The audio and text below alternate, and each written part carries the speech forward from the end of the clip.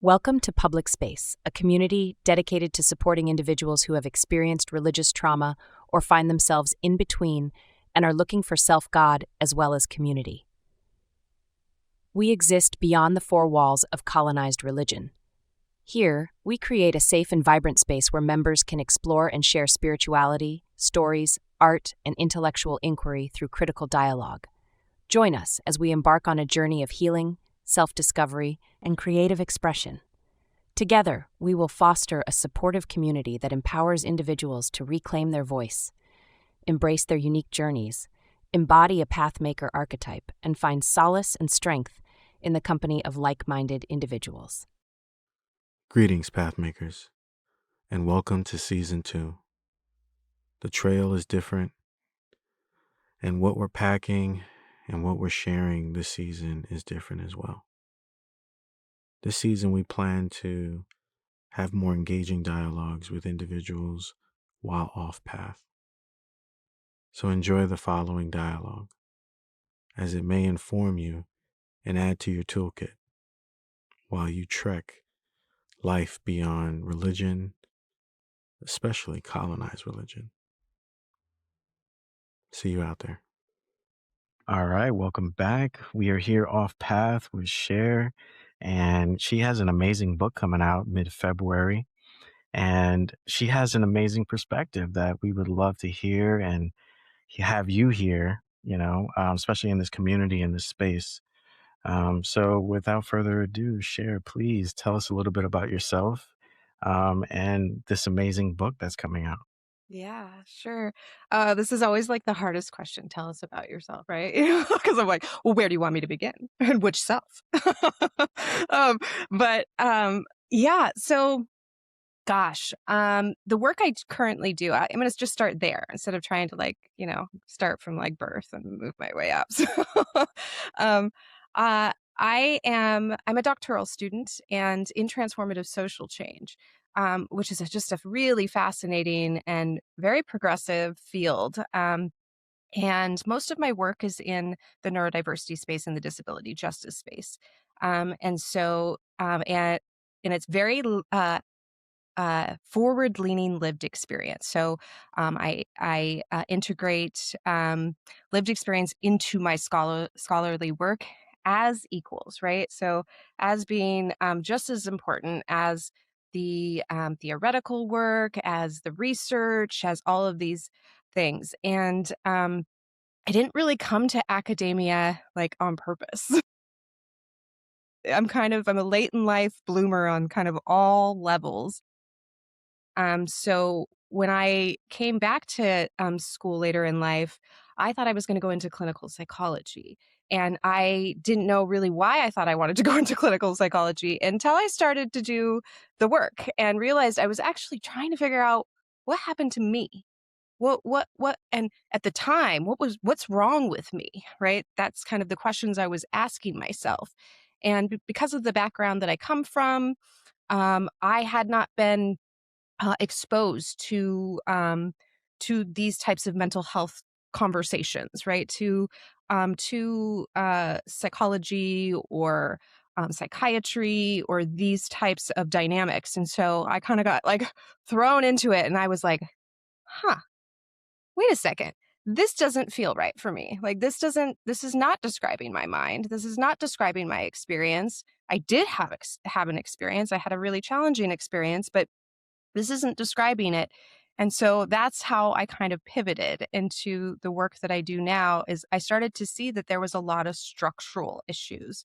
It wasn't that we were seeing bad actors necessarily, right? I mean, we have a history for sure, but when it comes to psychology, but um, people were doing the work because it was meaningful to them, but there was still some issues. And so that's how I kind of landed in this field.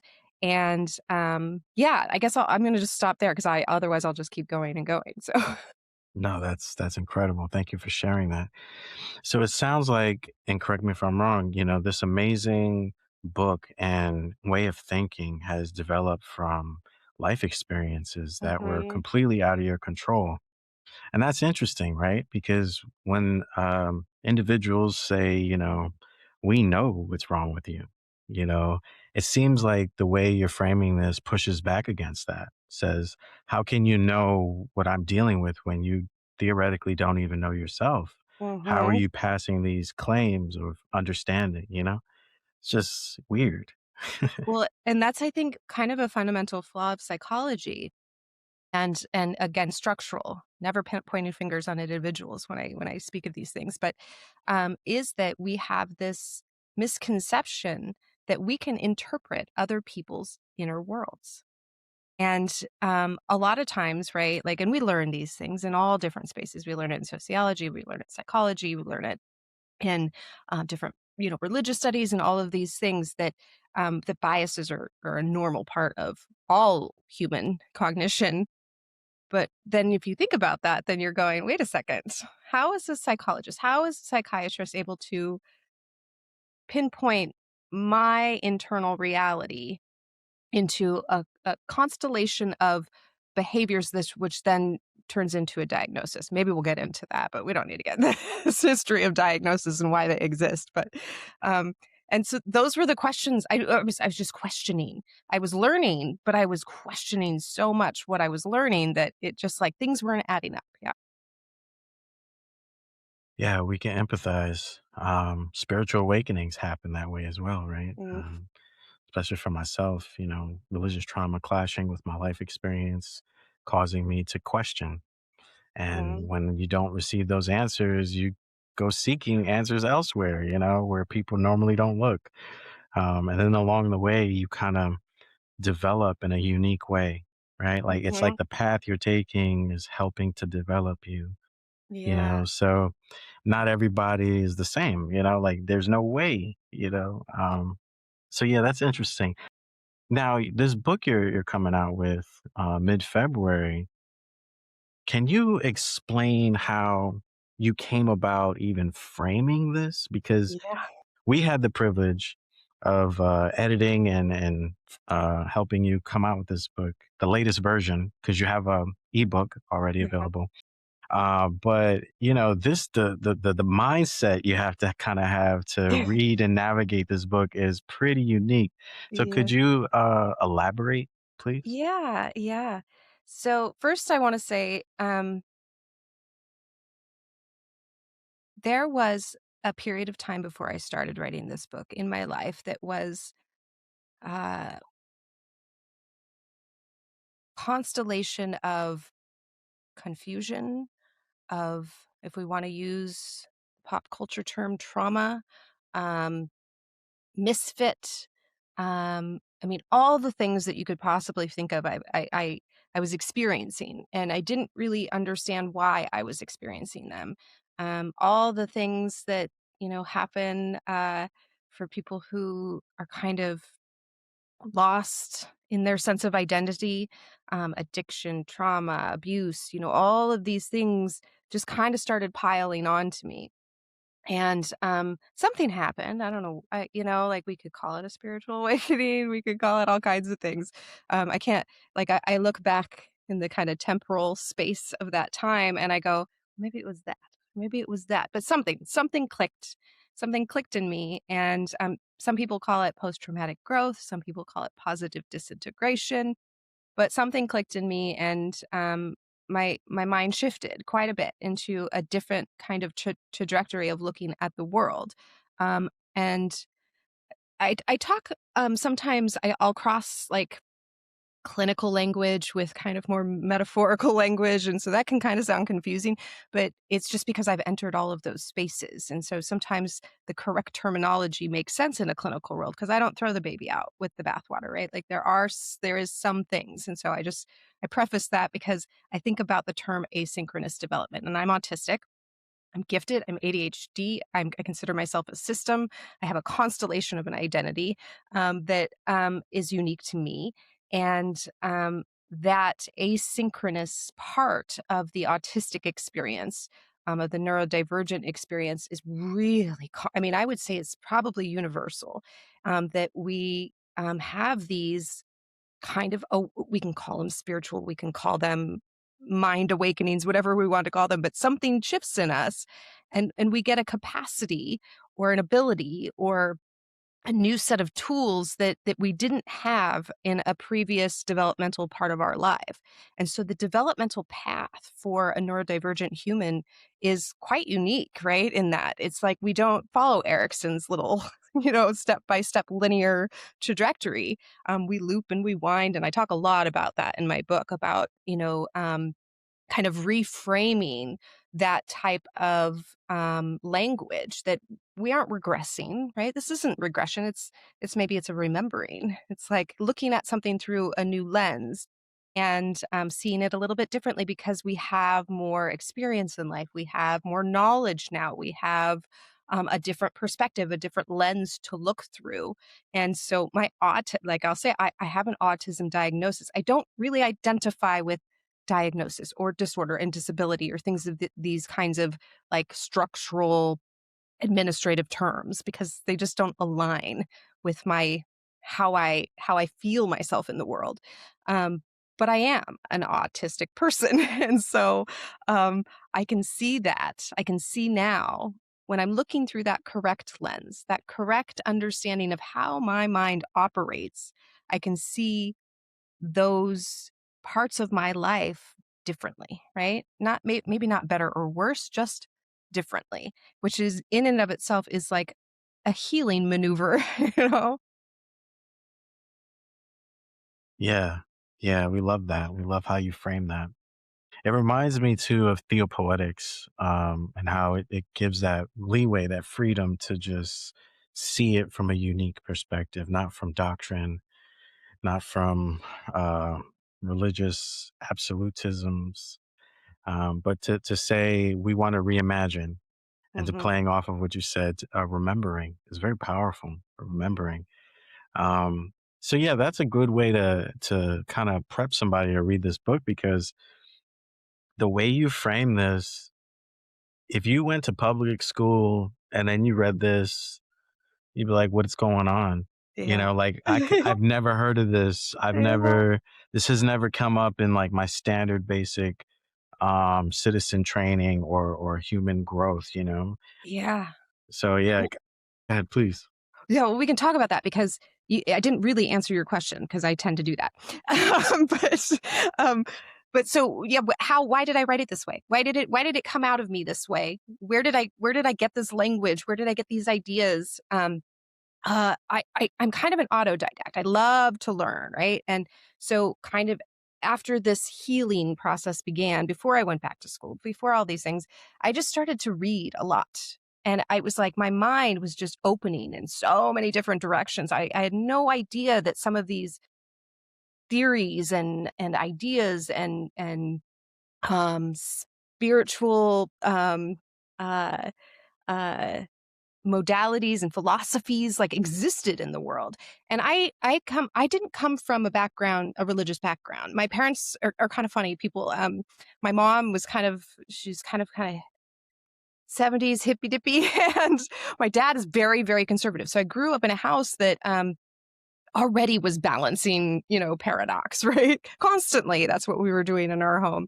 A very loving, very kind, very compassionate home, but still difference, lot of difference. And in me, I have an older and younger sister. I'm the middle child, which you guys can all go down that path if you want, because it'll make a lot of sense.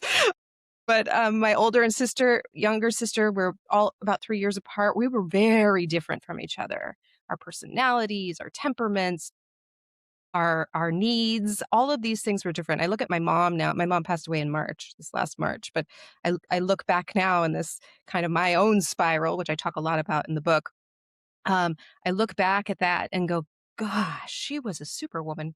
Like, see, I mean, there were moments where me and my mom, yeah, that's what moms and daughters do. But I can look back now and just go, wow, she was holding three very different, very unique, very needy young girls without language, or we didn't have any of the language of autism, right? All three of us are autistic, so very differently autistic.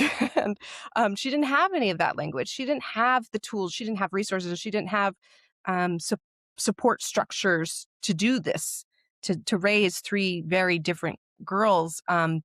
And it was just for me to look back at that now, through my whole healing path, because I did go through the whole, wait a second, maybe it was my parents that did this to me, and of course it was, but but not in that way, not in that there's any ill intention. Being a parent myself, I can have two neurodivergent adult children. I can recognize that too, going, wow, like we are doing the best we can with the tools that we are provided in life. And I think I just went off topic again. So, No, no, no, not at all. It's completely relevant. You're right, because Fire it's a away. spiral, Yeah. right? We're spiraling. This is amazing. And to continue spiraling, um, you want to talk about a little bit about the symbols and the Mhm. images you have in your book. Yeah. That's pretty cool. Yeah, so, I like to say, for those who and I hope you guys read my book, because yes, you are going to be confused, but that is part of the journey. It's kind of a you can open my book really, I mean, Aaron, you'll say it, right? You can open my book in the middle and kind of read a chapter and be like, "Huh." It's going to make you think about you. That is the goal. My book is not a psychology book. I'm not telling you who you are. I'm not we're not patterning a diagnosis in this book in any way whatsoever. I don't know, maybe it was like a gift that was given to me. Sometimes I think a curse, but I have an ability to map very intricate details of my own interiority. And yeah, that can be fun sometimes and it can be a challenge sometimes. But we also learn about grounding that in the book.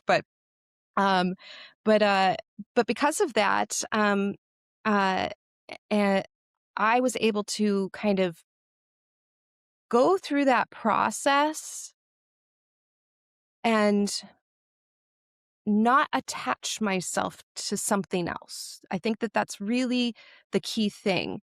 That's how these metaphors kind of emerged for me. They emerged from my real lived experience at the time of doing the work and writing the book. I was gardening. I was learning how to do.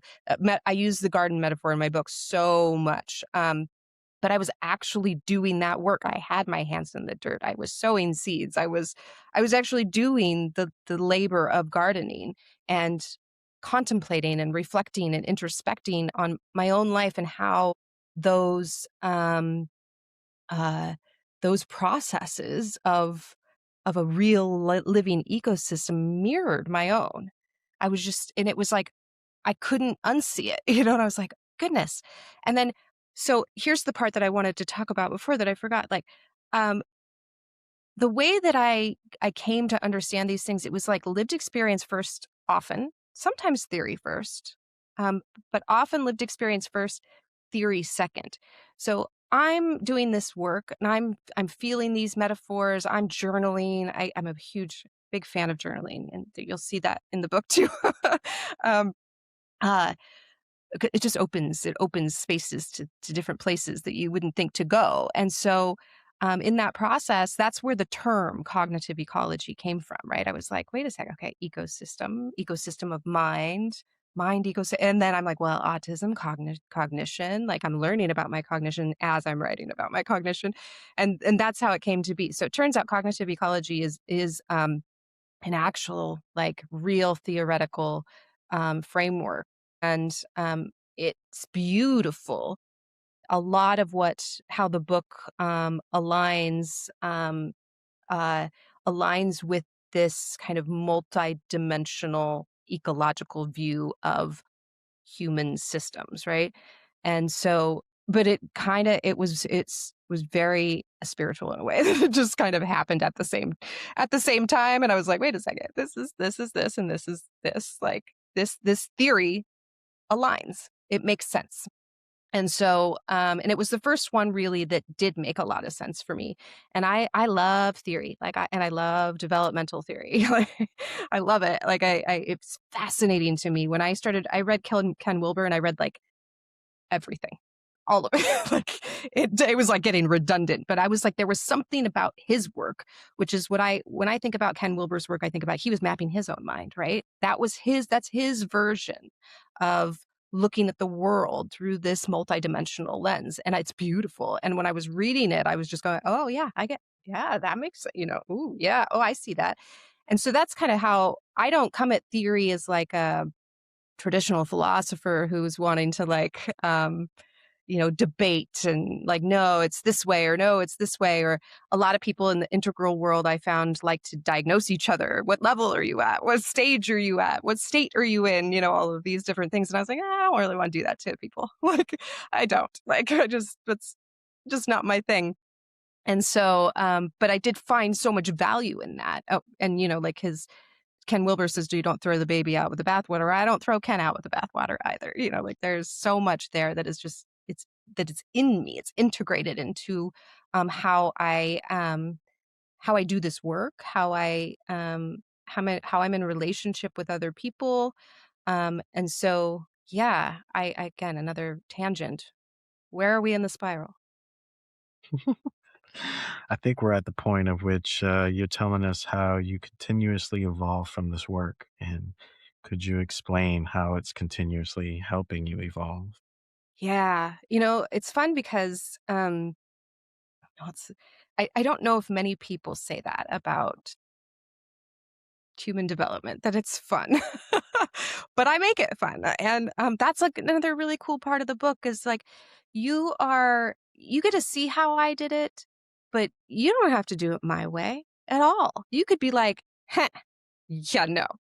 Like that's weird, Cher. Like, no, we're not doing that. But it might spark something else. You might see her garden metaphor is really cool, but I think of it more of like a operating system. And I have people in my community who we'll talk about that. Don't let me forget about that. The community, how that is such a big part of my work.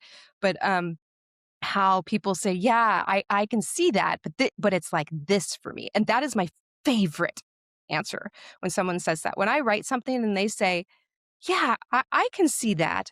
And it's more like this for me because that means it sparked something. It means they saw enough of themselves there that they were able to pull the thread further and find something that really aligned. And that's the goal of this work. That's the goal of mapping your mind. That's the goal of human development, right? Is like continuous growth. I'm a growth oriented person. In all aspects of my life. I like to grow. I like to, if we want to get into the metaphors, the garden metaphors, the we talk a lot about root systems in the book, and that how I think of root systems is like that's what holds you, right? In a lot of developmental theory, um, we sometimes, depending on who you're reading, focus so much on transcendence, right? We focus so much on coming to the outside and looking, out here and looking in, which is beautiful. I say sometimes I say, well, transcendence is a Tuesday for me, but I need to come home, like, right? Like I need to come home. I have an autistic gifted brain. I have hyperphantasia. Like meditation is a beautiful experience for me. It's very natural. I love to go there, and that's escapism at some point, right? Like it truly, truly is. And so that's why I talk about those root systems. Like what holds us to our community? What holds us within our family systems? What holds us within even our work systems or wherever we're in relationship with other people? And that's our root systems, right? That's our history. That's our ancestry. That's our, if we want to get into science, we can talk about epigenetics. And so we also explore that, and in the book. So yeah. Yeah, let's continue spiraling into this concept of community. What kind of community are you in right now? And Yeah. how's that growing? Yeah. Okay. So again, one of these things that I get these insights sometimes. I'm just like, I gotta do this. Like, I have to do this. It's gonna happen. I'm not gonna not let it happen. So when I got my autism diagnosis, I go, oh shoot, this is gonna be weird. Like it just was like, this is a big change in life, right? Like I'd already done enough research on autism to go, okay, this is a different cognitive architecture. I've been operating in the wrong cognitive, like I thought I was, like, and okay, so that makes sense, right? And then the grief, that's where the big moment hit. I was like, oh yeah, I need people. I need support. I need help. And then I started to notice, oh wait, I'm not the only one going through this. Like there's a lot of people. And that's where community began. I also am in addiction recovery, and so I learned a lot about community development, a lot about community building through the lived experience community building work I did for that.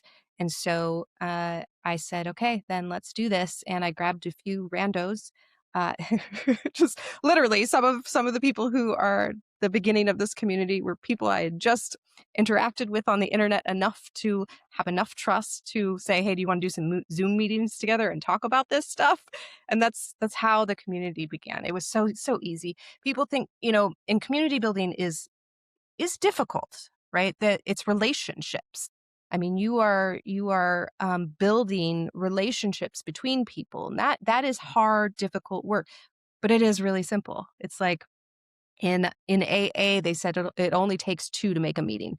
Exactly. We are in community right now, right? We are having a conversation. We are in relationship. We are holding space for one another. And so that's how it began, was like, how can I hold space for another human or two or three or four or 10, and can they hold space for me at the same time? And so that's how the Compassion Collective began, and was just us showing up for one another. And that's what it still is. Honestly, it's just us showing up for one another. But in that showing up for one another, I didn't have to do this work alone. When I ran into those spirals where I was like, I probably shouldn't go deeper here. Like, this is not a spiral you do alone, right? Like, this is a spiral that you ask questions where you say, did I run into a roadblock here? Like, what's going on, friends? And you got to get that feedback. You got to, and one thing about psychology that I love and still am challenged with, I really find the therapeutic relationship valuable on so many levels. I've had a therapist for 6 years, so I'm doing this work with lot of support. I'm not doing it alone. Um, and there's something in that power dynamic, no matter which way, even if your therapist is very aware of the power that they hold, that is not the same as a peer relationship, peer therapeutic relationship even. The power dynamic has been equalized in a peer relationship. There's no exchange of monetary, everything is reciprocal in the energetic way, right? And so it's just a different type of dynamic, and it's one I value so very much, uh, that I get that. That's like beyond that, I'm like, wow, like people show up for me on a Zoom meeting couple times every week, and I just have to open it. And then they're just there. Like that's what we created. And so I am going to do a community, a book on community building, all of it. It will be probably very practical and not so spirally, um, but um, but I especially with what's going on in the world right now, if you don't have community, and I know it's scary, like it's scary to like open yourself up to people, to new people, to different people. But there's tools to do that too, to create psychologically safe environments, to do that work. But uh, just just grab a person and say, join a Zoom meeting with me. Just try it.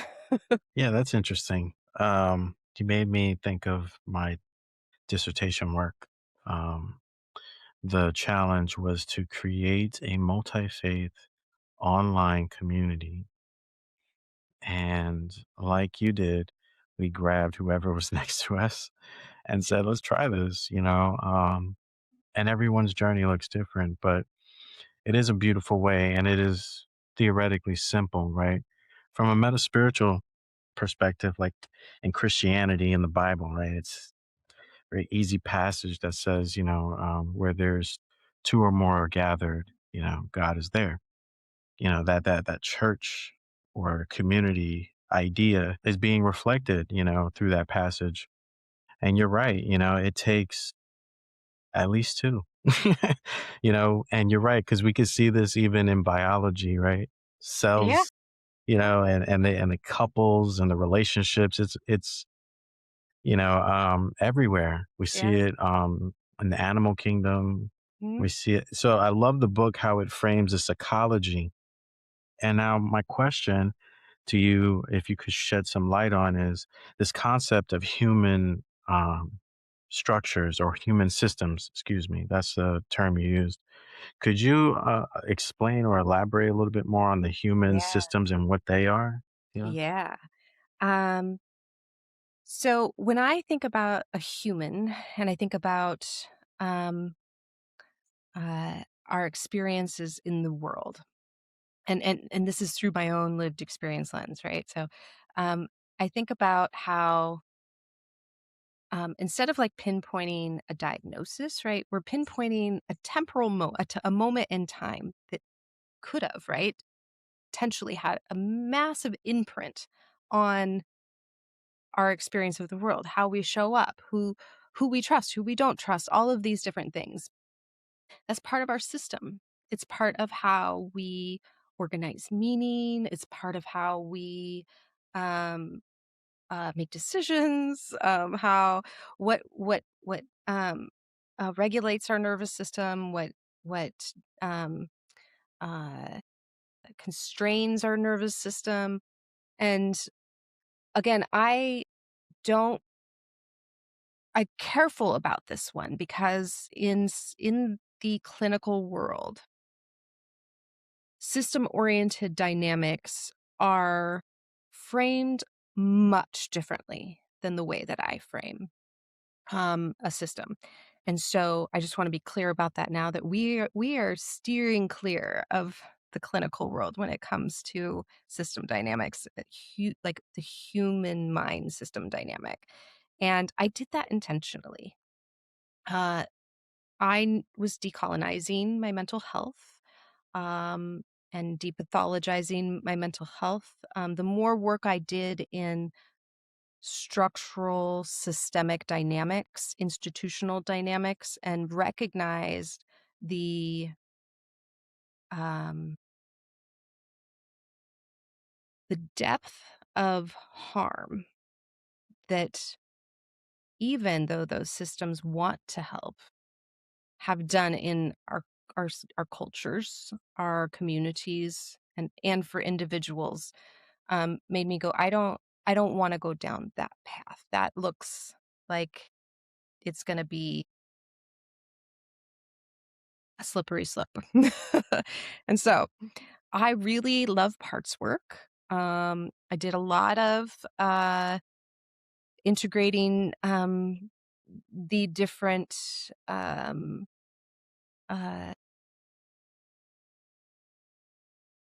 I guess, kind of thought leaders in that area. But again, I think of that as that was one person's conception of this, right? And it's interesting and it's workable and doesn't quite work for me, right? And so I want to, right? It doesn't quite work for me, so I'm going to make up my own. But that's the goal of the book is like maybe you are a cis, maybe you're not. It's not it's not a pathology to think of yourself as having multiple different parts. Sometimes it's good for us to look at specific um, interesting areas of our lives um, from a more meta cognitive perspective, right? So I am me looking at me going, what does that mean? Why did that happen that way? How did that occur? And the more I did that, I realized, gosh, there's a lot of me's. There's a lot in here. And they're wonderful.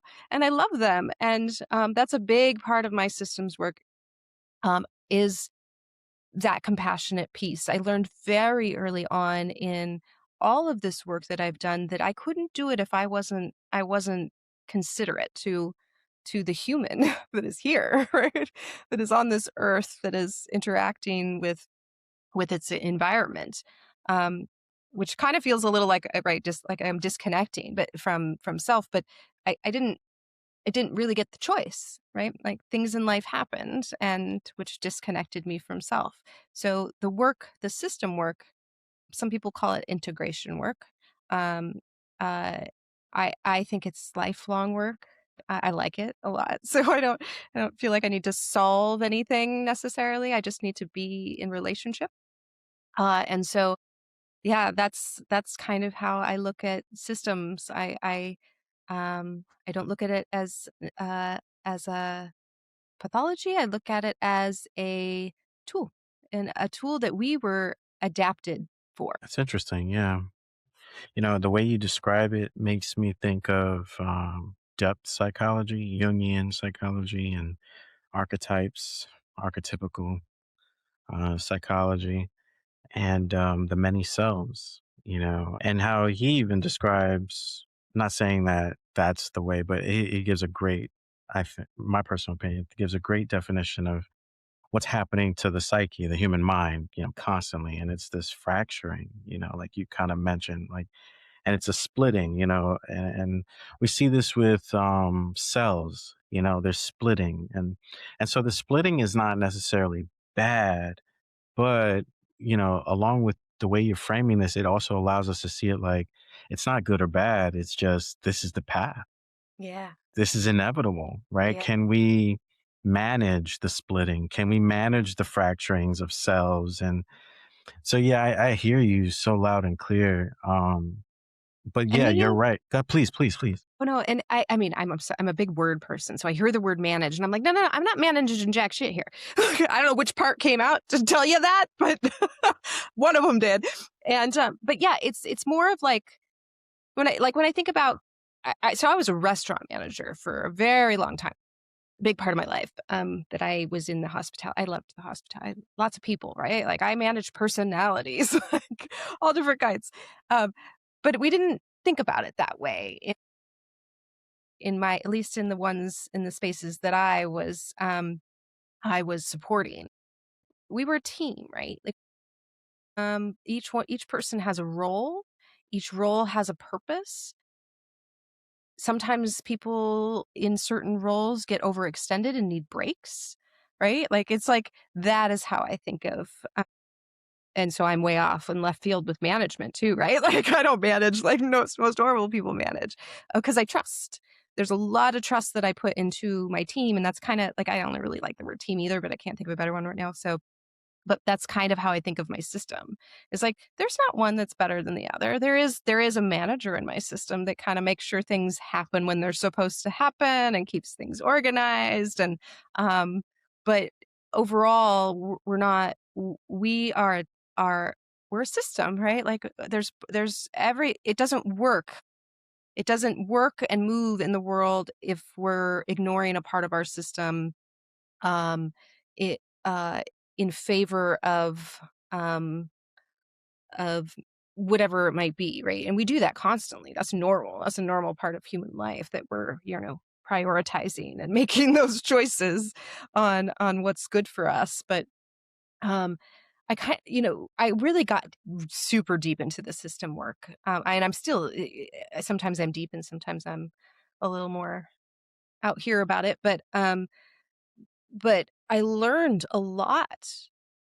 I learned a lot about the architecture, that's the best way I can put it, the architecture of the mind by having my own internal community, right? And, I was able to practice those things too, because I was trusting those different parts of me to be able to hold that dynamic, right? Whether it was like presence, like what does presence really mean? And then I like really felt into that embodied mechanism. And I think that that's a big part that we are missing in the world right now is I think we're all systems personally. It's just my opinion, but I think some of us are just more aware that we are operating in that way. And those who are unaware, and right, we got a big part of our world right now that is very unaware of how they show up and how they operate in the world. Uh, those are folks that are um, they don't it's not a community inside of them, right? There is conflict. There is um decisions being made unconsciously, about how we are showing up with one another.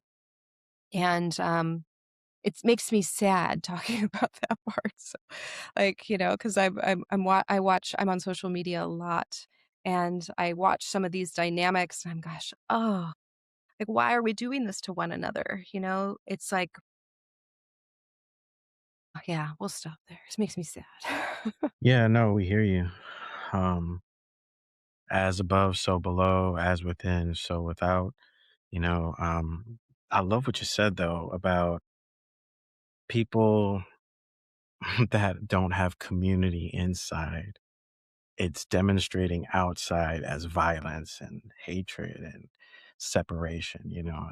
That's a brilliant connection because we don't talk about that enough, right? Like a lot of the individuals that we are saying is the problem with the world, they just have internal, war, no unity, no community, like you're saying. I love how you use that. That's brilliant.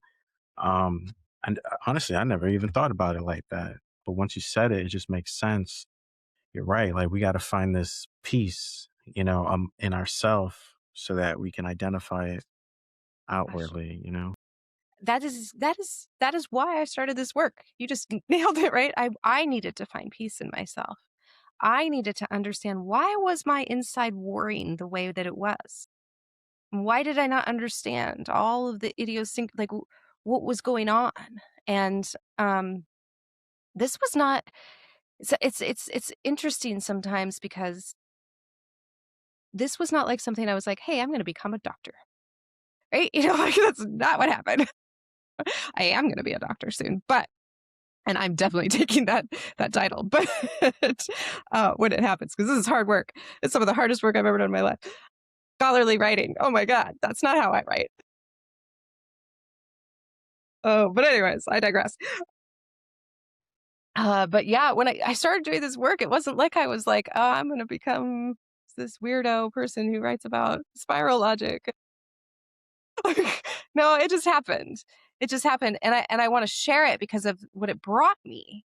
It was like, wow, you go inside yourself, and it's scary in there sometimes. There you will find things that are like, oh, wow, okay. And all these things, like, it happened. There's paths everywhere. There's paths to enter. I am one path to enter this work, right? I might not be your path. I might be a little bit too wild. I call myself a wild mind. All the things, right? Autism, ADHD, just keep you adding them. They're all there. And but yeah, I believe it's wild and wonderful to learn about how your internal world works, and there's no right or wrong way to understand it. And this is a different path, right? Psychology is great there, and I love Jungian psychology. I will tell anybody to go down that path. Depth psychology is probably a good holding. If you got a little depth psychology background, you'll get some of what I'm doing there. um uh but uh but yeah, I just don't think there's any one wrong way. And that might be the biggest difference about my work, is I was never coming at this from a top-down perspective. I didn't become this and then write about this because I diagnosed all of this. Like, it's so, and not saying that is wrong. That is not wrong. That is helpful for people in a lot of uh, instances and situations and environments. It just wasn't for me. And I needed to figure it out a different way. So I just took one of my favorite poems since I was a little girl was Robert Frost's Two Roads Diverged on Yellow Wood. Sorry, I could not travel both. Yeah. Yeah. That is like, that's what I did. I go, wait, no, we're going to go this way. And there's another author that I love, her Adrienne Murray Brown. If anybody hasn't read her work, oh God, yeah, she's just Emergent Strategy. I read that book and I was just like, oh, oh, this is what I'm doing. It like validated me in so many ways. I was like, oh, okay. I mean, number one, she's amazing, amazing, amazing. I mean, sometimes I'm like, I put her in the category of like bell hooks. I'm like, she is like our bell hooks of this time, right? Mm. And so I read her and just like feel exactly what I need to feel. She is not soft. She is honest. And so she will bring up things that you can then sit with. And I think that that is what my work does too. I think I I bring you into your space, your mind, your body in a way that is enough holding, but I'm still gonna I'm still gonna activate you in the right ways as well. But I also am gonna say, hey, but why don't you go take a break now? Because this is a lot. Yeah, we definitely get you. We definitely get you. And we do want to be respectful of time. And thank you again for making time and creating this space to share with us, to, share your book and your insights that are beautiful. We're going to have the links in the description to share her Substack. If you can, give a subscribe, a like, read through, listen through. She's incredible, to further this concept of development as well and try to better understand the world she's coming out of and creating constantly. On that note, do you have any final thoughts, closing thoughts that you would like to share? Just thank you. Oh my gosh. Just been working with you I mean, we started this project in June, I think. So it's like it's been wonderful. Like it makes a huge difference when you work with somebody who's like in your wavelength. And so I'm yeah, just so much gratitude. Thank you. Thank you. Oh, well, thank you. The process itself has changed me, as a creator, as an editor. Um, you know, to be honest, your framework initially was challenging in a good way because it pushed me to then think outside the routine that I'm normally used to. And so no one would ever know this, but Oh, yeah. the editing process was, a 50-50. It was just like, okay, we got to figure out a methodology here of taking what this is and how it looks and make it so that the computer can understand it and we Yeah. can upload and stuff.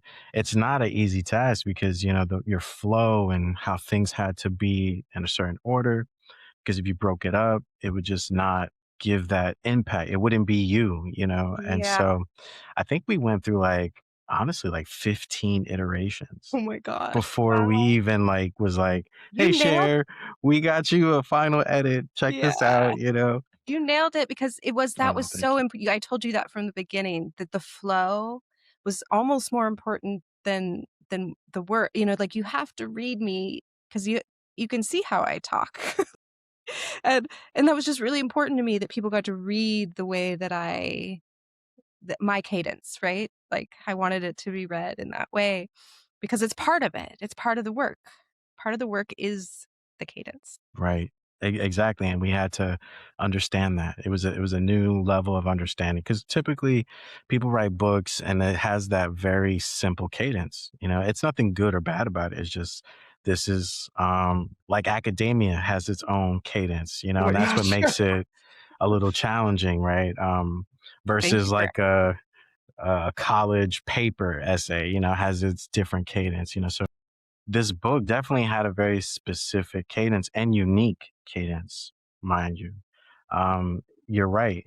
It was like, in order for the cadence to be continuous, the reader has to be able to breathe through it, like instead of just hiccups. Some books have hiccups. It's like, what, this Yeah. chapter, how did you transition? Where are we going with this? But Yeah. yeah, I could say definitely like this cadence was wow, Ah, and thank and you. you're Yeah, right. You can jump in anywhere yeah. because it That was a usually big pushes you back to the other parts anyway. Yeah, it So will. Oh, yeah, it'll yeah, spiral you right back where you need to land. That right. was, like, very much who a big influence for Dr. Seuss, like, his cadence. Ah, yes.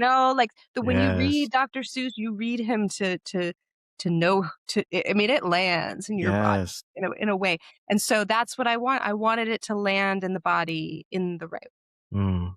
Yeah, you're right. It's poetry, not was. It is poetry, and we recognize that as a poet, you know, and was like, yeah, you can't move this around. This is symbolic, This has to Yeah. be here. But yeah, with all that said, it's been an honor. It's been a blast. Thank you so much for the Yeah. time. Hopefully you can come back maybe after your book has published and you're starting to think about that community book. We can have you back. It would be awesome to talk about community. Yeah, Um, that would be fun. yeah, I'll come back because anytime to have a oh, conversation. thank you. That's awesome. That's awesome. Well, on that note, we'll close out. Okay. And just like to say, it's really important the work that Cher is doing. So please take time, read her work, listen to her voice of advocacy, if you can, because right now a lot of artists and creators are under attack digitally, and we're being kind of pushed off platforms. So, before we have to disappear off the mainstreams, please get a glimpse of, these gems that we are trying to protect. And we are partnering and networking as artists and creators with shared minds and likenesses for the people, So please, this is not about capitalism and making a bunch of money. This is about sharing information and expanding our minds and growing. Oh, so on that note, we'll see you next time for Public Space. Thank you. Thinking about starting a podcast but don't know where to begin? Do you want to improve the quality of your podcast? Struggling with podcast editing and post production?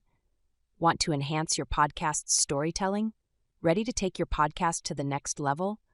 Discover how Lost Raven Studios podcast consulting can walk with you. Visit our website and schedule a free consultation.